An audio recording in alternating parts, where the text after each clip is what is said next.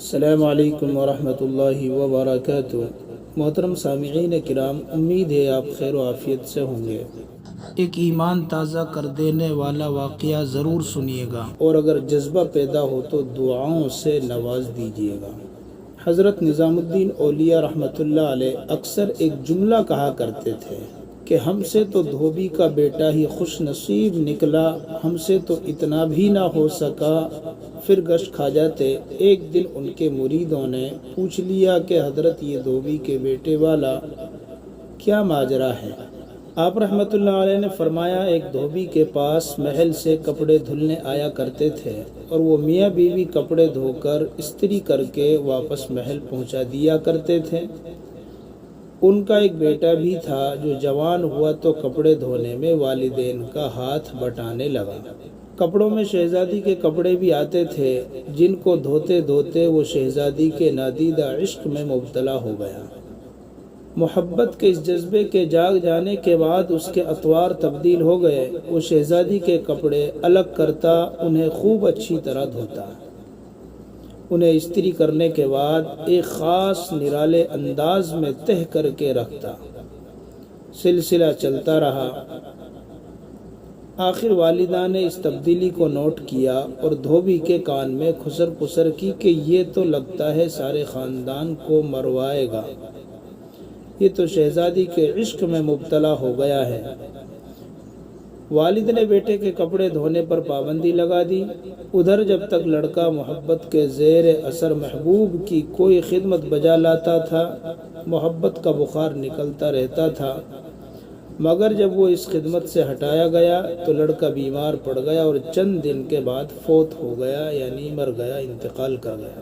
ادھر کپڑوں کی دھلائی اور تہہ بندی کا انداز بدلا تو شہزادی نے دھوبن کو بلا بھیجا اور اس سے پوچھا کہ میرے کپڑے کون دھوتا ہے؟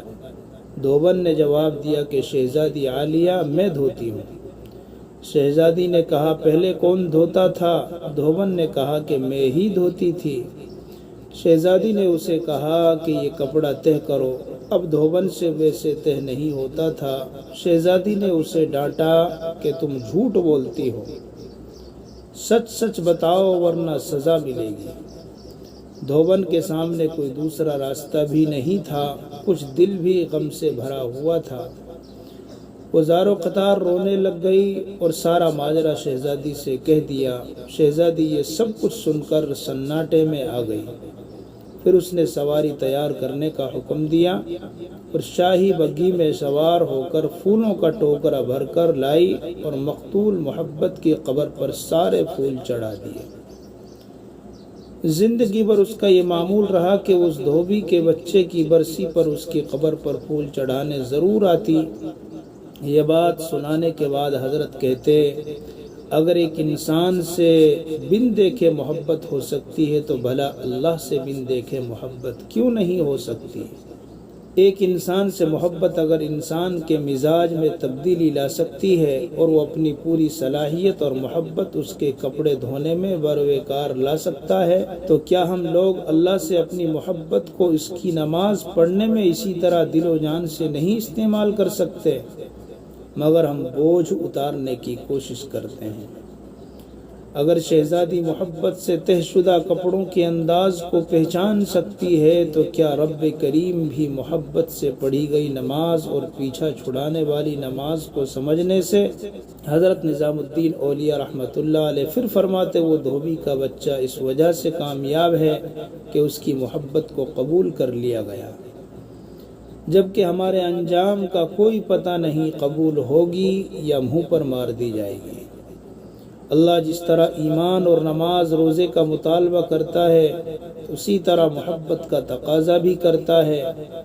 یہ کوئی مستحب نہیں، فرض ہے، مگر ہم غافل ہیں۔ پھر حضرت فرماتے، اللہ کی قسم اگر یہ نمازیں نہ ہوتیں تو اللہ سے محبت کرنے والوں کے دل اس طرح پھٹ جاتے جس طرح دھوبی کے بچے کا دل پھٹ گیا۔ یہ ساری رات کی نماز ایسے ہی نہیں پڑھی جاتی، کوئی جذبہ کھڑا رکھتا ہے۔ فرماتے، یہ نسخہ اللہ پاک نے اپنے نبی صلی اللہ علیہ وسلم کے دل کی حالت دیکھ کر بتایا تھا